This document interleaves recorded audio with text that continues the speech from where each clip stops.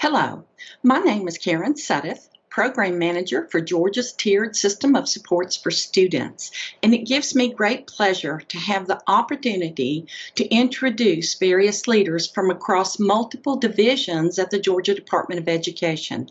We are all here to discuss how a tiered system of supports advances the work of Georgia's systems of continuous improvement to support all children by meeting the needs of the whole child. MTSS is not simply a process, but rather a framework designed to meet the various needs of all children, which may be academic or behavior. Multiple processes and supports are part of this framework. For the purpose of our discussion, I would like to introduce our esteemed panel members. Dr. Caitlin Dooley, Deputy Superintendent, Teaching and Learning. Director Ashley Harris, Whole Child Supports and Strategic Partnerships.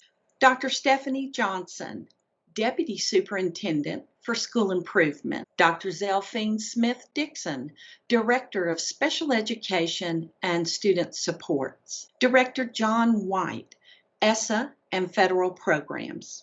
To begin our discussion, Ms. Carol Carr, Communications and Visibility Specialist, will host the panel discussion. Dr. Dooley, let's start with you. How does an effective tiered system of supports framework support instruction, learning, and ultimately student outcomes in Georgia? An effective tiered systems framework really does support the whole system. And at the same time, it should support the improvement of learning conditions for any particular child. So as a school system is going through this process of really developing the systems for a tiered support system, they would have the data systems set up, they would have the teams set up so that they can encounter individual needs. At the same time, they're looking at general trends and patterns so that they're actually improving the system itself. And one easy way to think about this is that if we were to just think about it from an individual level, we could develop a system that reinforces a system that's just creation. And that's actually not going to be helpful in the long run. So if we know the numbers and we know how prevalent different issues are, we can actually improve the whole system that we're improving the conditions for children. Dr. Johnson, staying on the topic of instruction, can you explain the efforts of school and district effectiveness to advance leadership and transform schools supporting LEAs with establishing an infrastructure to build a quality Tier 1 instructional model? Yes, I can. I tell you, I just believe that everything around school improvement and building opportunities for children to have their personalized goals met in education, it begins with Tier 1 instruction in MTSS. If you don't have a guaranteed and viable curriculum in place, which is the first thing that we work with our school districts on exactly what are you going to teach? How are you going to provide the instructional delivery and strategies to the students? I always say the first thing that you know about how a student is performing is how they relate to the Tier 1 instruction in the classroom. That's going to tell you right away, like if they are able to respond, if they're causing problems with their peers, if they, are putting their heads down. You start to see exactly how they connect to the learning environment, and it all begins with Tier 1. So what we do is we write components around coherent instruction in our school improvement plans, and we make sure that we are addressing professional development and practices as well as resources, and having those continuous improvement team meetings that focus on the students and utilizing that data in order to create some level of formative assessment. Because in my opinion, you want the students to be able to perform at the lowest tier possible. You want to see them have success at the lowest tier possible. And when you miss some of these components, you often, in my opinion again, you often see children begin to maybe receive some levels of titles that could have maybe been avoided by just providing some kind of a structure around a strong, guaranteed and viable setting. curricular setting. Director Wright, she mentioned systems coherence. It is important to implementing a tiered system of supports. Can you share how federal programs is working to address concerns about funding while ensuring the focus remains on meeting the needs of all students? With all these federal grants that we have, there is no separate agenda. The agenda is what Dr. Dooley and Dr. Johnson have talked about. The federal programs and funds are here to support and expand and extend. So while their districts are working through whatever their state and local funding issues that they're dealing with, federal funds are here to supplement and expand and extend. Our focus is to make sure that whatever the district has identified as their needs, to support that. All right. Of course, with federal funds, there's requirements for various programs and various accounting procedures that we have to have in place, and we all get that. But the overall use of the funds is still to support whatever the district has identified. We use the Georgia Systems of Continuous Improvement that Dr. Johnson's team uses with their schools. That's just our way that we communicate together in a consistent and common language so that we can begin to identify what are the needs in the district and then where can the federal resources be layered upon to help support. Dr. Smith-Dixon, speak about encouraging staff to have a people first response or an inclusive plan. For the families and staff members who may be listening to this discussion, can you explain why that is important? Director John White said there is no federal agenda, and I think that is so evident with us coming together today. But having that people first priority really sends the clear message that we see people first. We see students first. I'm not a disabled student. I may be a student who has a disability. And I think that language and that behavior and that belief system, it becomes so critical because when you see people first and students first, you are less likely to think of people as subgroups and numbers and percents. You're less likely to think of a student as belonging to a federal program or in isolation to school and district effectiveness project or a mental health initiative. You see students and then you wrap the supports around the student. So you begin to say, based on the student needs, who should be a part of this conversation. So I just, as someone who's been around Georgia for a little bit in 2006, I just have to digress for a moment and say, this panel this morning has come full circle. I can remember in 2006, 2007, having very similar conversations with John White in another role, but obviously the collaborative effort from the state looks very different today. So just the fact that we are talking about this tiered framework, talking about its impact for families and leaders and teachers, and it's not an isolated thing in special ed or an isolated concept in curriculum, but we're all saying we have a piece to this puzzle. It just shows how Georgia and why Georgia is a leader in this area and in many other areas. And all these pieces are coming together to really meet the needs of the whole child, which brings me to you, Director Harris. The 5 essential components of Georgia's MTSS were created to help districts and schools and families meet the needs of the whole child. Can you talk about the supports offered around the state to ensure students are healthy, safe, engaged, supported, and challenged? Absolutely, and thank you for inviting me today. Georgia really has been a front runner in trying to align all of the resources to make sure that we are being a complete service and support entity for our colleagues in the schools and districts to make sure that they are able to implement a whole child model. We've started a Georgia Insights Whole Child Toolkit, and within that toolkit, there's lots of different information touching on a little bit of everyone's areas that's on the call with me today. Working with federal programs, we have been able to show alignment of braiding and blending federal dollars in order to support the specific initiatives of the school, which is a huge piece to be able to show schools, again, that there is no federal agenda. There is definitely based on the needs of the individual school. We also have several statewide partnerships in place in order to help schools be able to bring in their community partners based on the need of those individual students and the needs of those schools. We have Georgia Family Connection Partnership. We have the local interagency planning teams, and we have local systems of care. In addition to the RESA wraparound services coordinators who are identified in each one of the RESAs to work with the federally identified schools with bringing in the various supports needed to engage the students in those 5 tenets of whole child education, being that healthy, safe, engaged, challenged, and supported. So we really want to take this time to also address a lot of the frequently asked questions that we are continuing to get from our cohorts and LEAs around the state.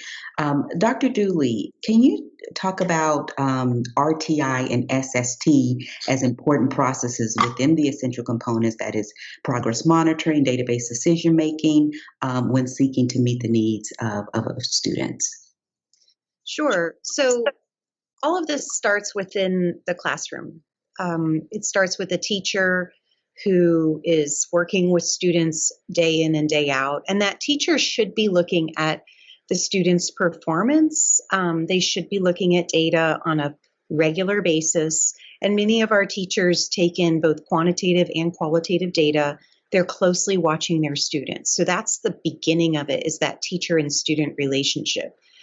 As that progresses and teachers start to recognize that there may be certain things that crop up, whether the student is having a behavioral issue or having a learning difference, that teacher may ask for help. And that help comes in the form of SST. As the teacher gains additional information about the student, he or she should have a team to go back to and really start to investigate what's going on with that student. That investigation should be first and foremost asset oriented. So understand what the student's strengths are, understand what their funds of knowledge are from their families and their communities, and then start to notice and name the different things that are happening before, during, and after the behaviors or when the learning differences crop up. And that SST team is really important because it may be that the teacher just needs a team, like a critical friends kind of team, to think through things. If the teacher tries out some interventions, and by interventions, I don't mean like big, bulky, you take something off the shelf and now we have an intervention, but really just try some light, different ways of approaching the child. The teacher should be recording some of those things so that they can bring them back to their student support team and really understand what's going on. And that's the beginning of the response to intervention process. Again, the first mechanism is to really try to improve tier 1 instruction. It really is to try to get the teacher to understand, what could they be doing differently in order to reach every child? Because that's really our objective in a classroom. Some students may require that the teacher get some extra support, and this may come in the form of having another teacher come in and co-teach, or another program that they could possibly use, or a different curricular approach. And so those kinds of changes can happen within the RTI process, even before there's any identification or label that's applied. As the teacher goes through this process of noticing and naming and really close kid watching and recording the data and trying to understand what interventions are needed, as they progress through that process, there may be some interventions and modifications that need to be made on a regular basis. And that starts to create a system where we might have a formal identification for special education services or 504 services, where we do have to record something like a modification so that other teachers can be aware and so that the child can get exactly what they need. All of that is a very organic process.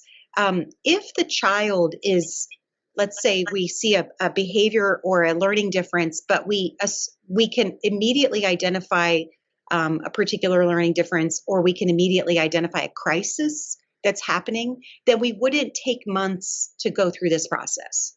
We would apply the SST, but we get the crisis supports needed. So while I talk about it as a process that's supporting the teacher to support the student. Note that sometimes we hear that the RTI process takes too long or something like that. Well, we have the power to extend or retract the time frame for that process, and there's no need to keep interventions from students if we're in a crisis situation. So I just want to reassure everyone that the SST process and the RTI process is really meant to support students and teachers so that they can get learning done. And if it's not working in that way, then you've got to change the process. And Dr. Smith-Dixon, let's talk about supporting LEAs with these processes. You've been a big part of Go MTSS SST, being on that planning team. Can you explain why that is important and beneficial to make the SLDS platform tool accessible to all LEAs? So if you've been with me before, you know I love analogies. So I want you to envision for a moment, if you've ever had that opportunity to visit a hospital, the one thing we know they do well is how they share information, with the person and the family members who've been hospitalized, how they share information with each other. And so if you've ever had a hospital stay, the one thing you know is they are intentional about how they address shift changes. So the new person comes on, and before the old person can leave, they have intentional conversations about how is she doing, what has she done, what needs. Now, I want us to transition that thinking to a classroom. What happens as a student when I'm transitioning from my first period to my second period? What happens as a student when I have accommodations that are necessary in music or PE, but no one knows that because that data didn't move along with me? What happens when I'm transitioning from third grade to fourth grade, and it takes that fourth grade teacher almost 2 months to realize you received intensive supports last year? What even happens in many instances here in this Georgia and other states when students are already identified as having a disability, and because the parent may not necessarily be able to give you that information, that we go several months into the school year before we recognize that. And so we want to use technology as a tool to make sure that we are doing right by our shift changes, to make sure that we are not paralyzing the progress of our students because we don't have the necessary information. And so that's what that tool essentially will help us to do. It will help us to begin to track students who need extra supports and how we provided those supports and what we've already done, so that we don't have to use manpower doing what has already been done, but really successfully taken that work to the next level. And once you have those supports in place, Dr. Johnson, can you talk about what professional learning or what SDE is doing to help ensure that LEAs are providing supports and implementing these services with fidelity? One of the things that we are doing that I think is providing like an effective opportunity in MTSS is our collaboration with our other districts and with our other departments here at Georgia Department of Ed, as well as our RESAs. We began our work with a comprehensive needs assessment once the school is identified. And that's identified at any tier, or if a school who is tier 1 voluntarily asks for a comprehensive needs assessment. So basically, we go into pretty much any school in Georgia that either has a need or has been identified. And when we go in, we pull in the collaborative minds of our colleagues, and we begin to look to see exactly what are the points here that we can address that is impacting student outcomes in your school. And how do we align support through our funding as well as through our direct support in order to build a comprehensive school environment for our students to actually engage on a daily basis, as well as our instructors. So some of the things that we do around professional development, for example, and I'm looking at the faces of many of the people that are involved in this. For example, we learn that when we get to that tier 1 level instruction, you have a child that has dyslexia, that may have issues with processing. We can utilize assistive technology. We can utilize different collaborative strategies, and make sure that we have professional development around those particular resources and support in order to build that child's total efficacy around their learning experience, as well as the teachers on how to implement that in their instructional program. The same thing with Ashley with our wraparound program and our opportunities. That supports the whole child. If a child is hungry, they're not going to sit there and do as well as they would if they were fully nourished, as well as if they have a health issue or anything like that, clothing, anything that I would say is like non-curricular that is impacting or creating an instructional barrier. So in being able to go to the whole child movement, we're able to have our wraparound specialists at the RESAs, as well as the wonderful projects that Ashley has put in place, in order to coexist, like to marry with our instructional practice after we, get our assessments, and it helps us through creating interventions as well as the funding. And Caitlin's team has put together some extraordinary professional development as well as resources, and it's helping our teachers statewide to be able to connect with the standards better. If you look at their resources, it's like a wow. You can't pay for anything better than what they're doing right now. So it's just connecting with all of the resources here in Georgia for the most part, the experts and the minds that really understand what it's going to take in order to help our children to have the greatest outcomes.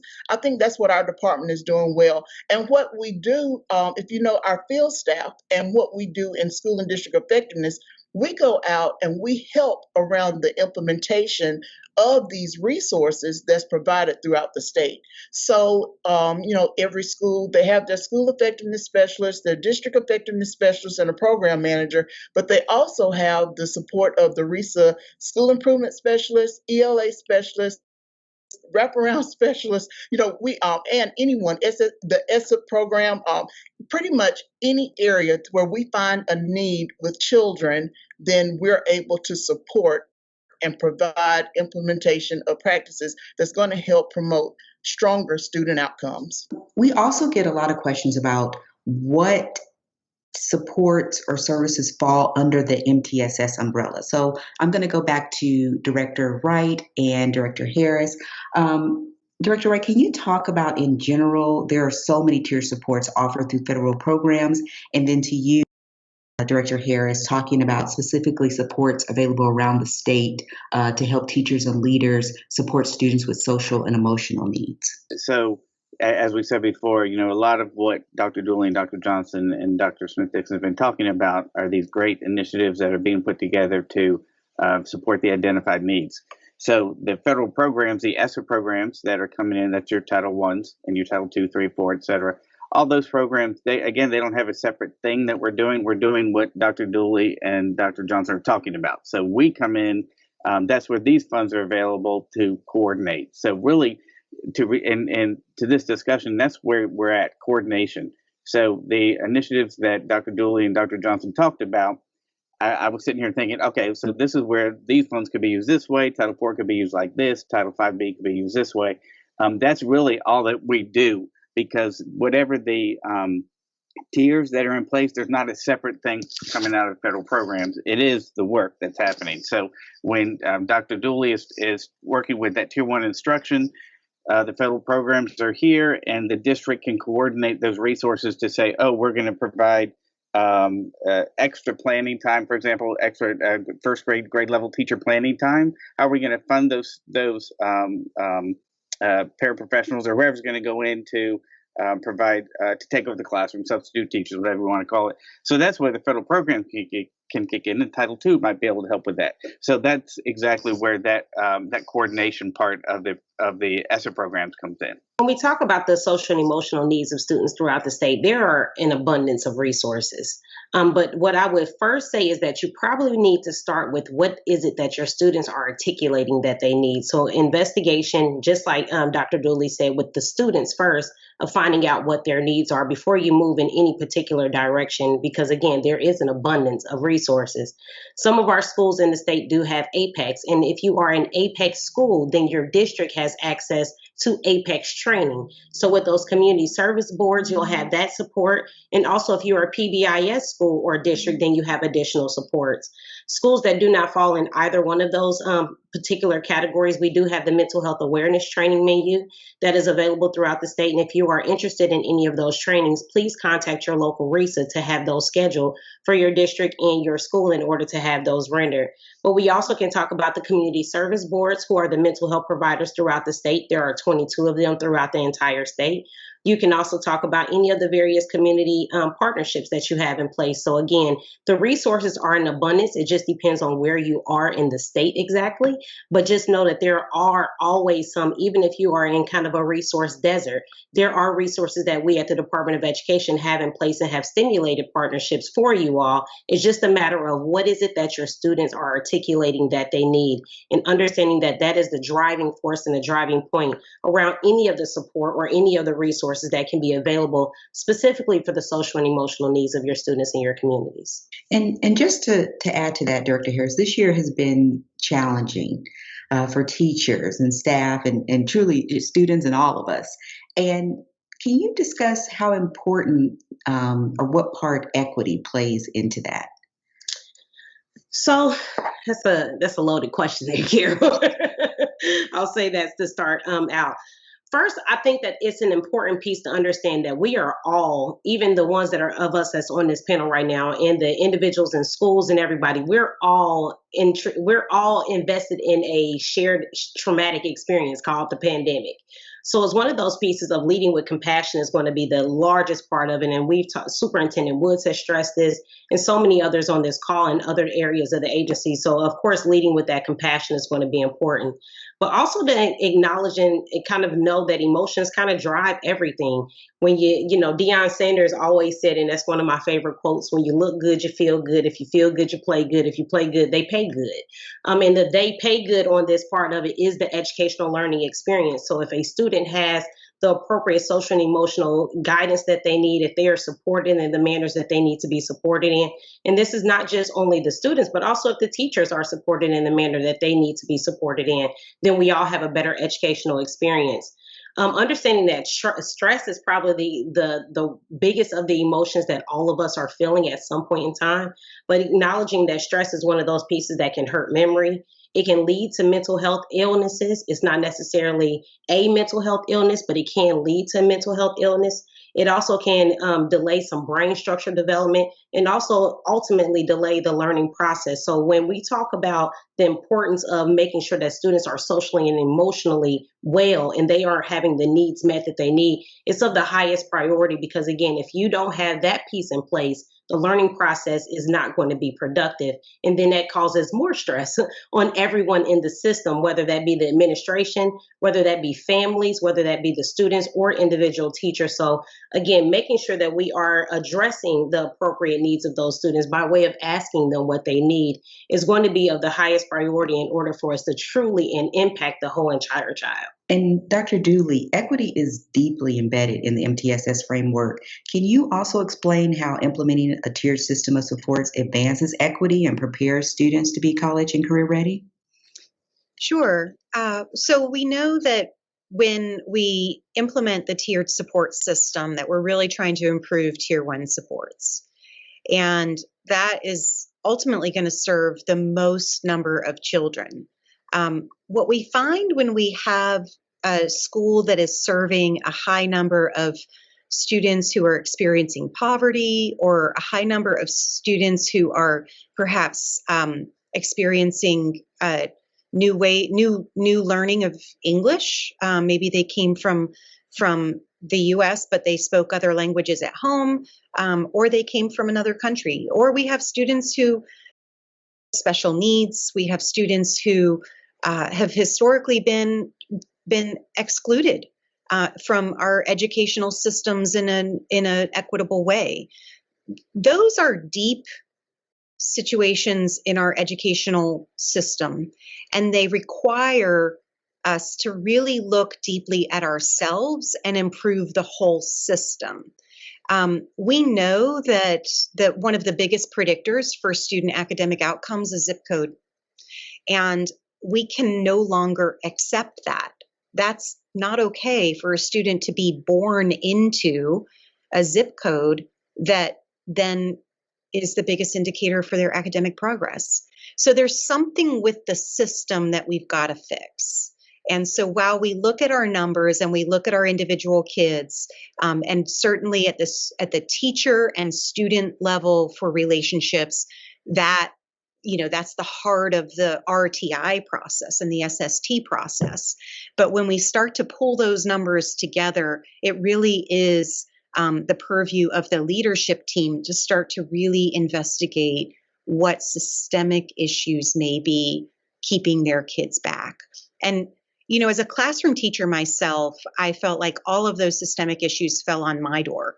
If the kids were hungry, if we lived in a food desert, and I worked in a lot of schools that were, in impoverished communities, it fell on my door as a teacher to make sure that.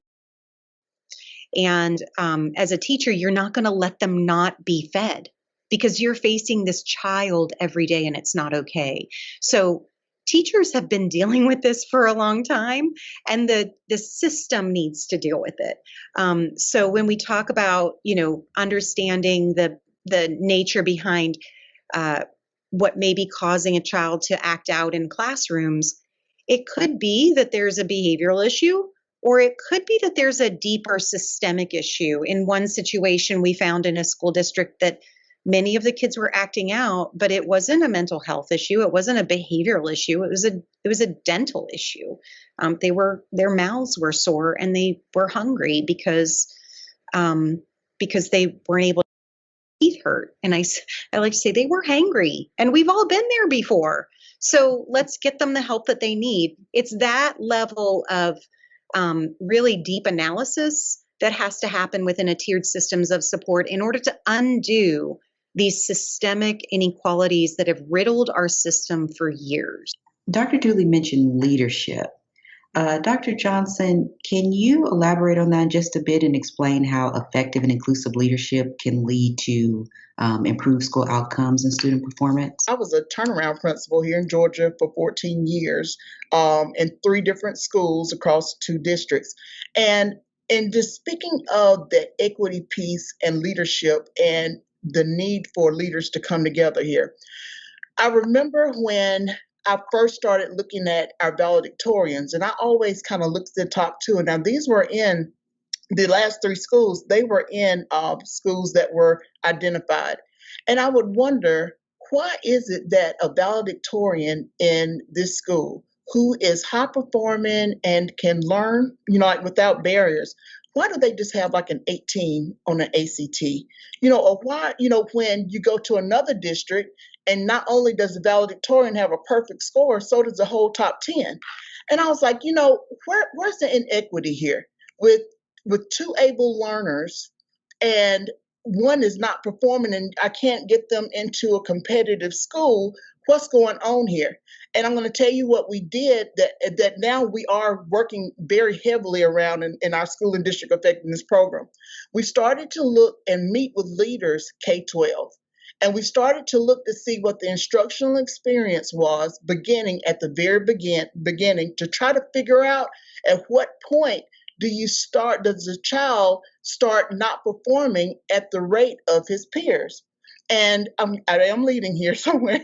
And we started also looking at instructional practice of other schools. And I take even like Finland and China in some places, but also right here in Georgia, high performers. And we would have our teachers to Skype in to those instructional classrooms with other teachers that had students who were scoring perfect scores on their IB exams. And we tried to get IB, we got IB at our schools and things like that.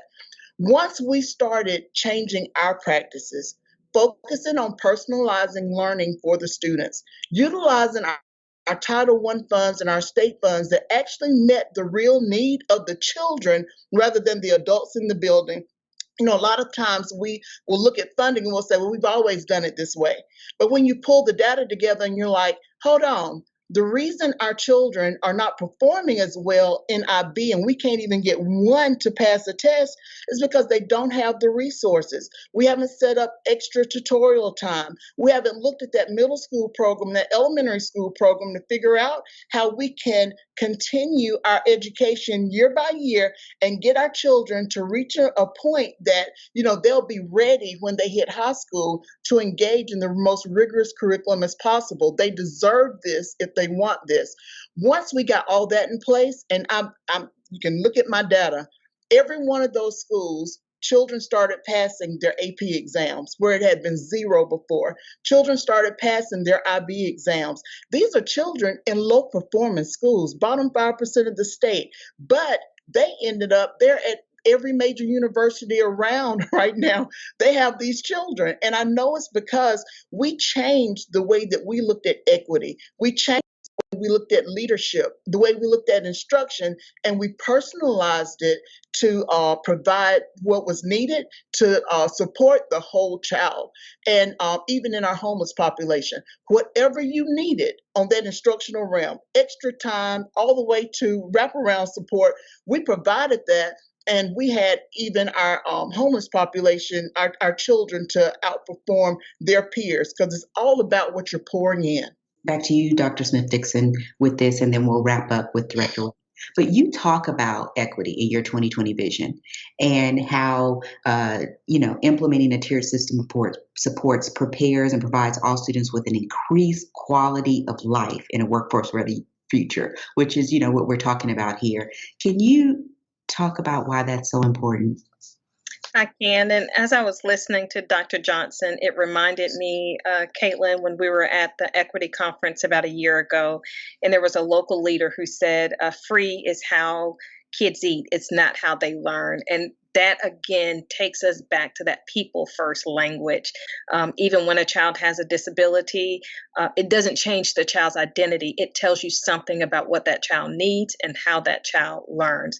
And so I've just tried to simplify the definition of equity. I say it's reaching kids where they are, but not leaving them where they are. Let's face it, some of our kids will be successful despite us. Even if we did nothing right, they're going to be successful. But many of our kids will be successful because of us.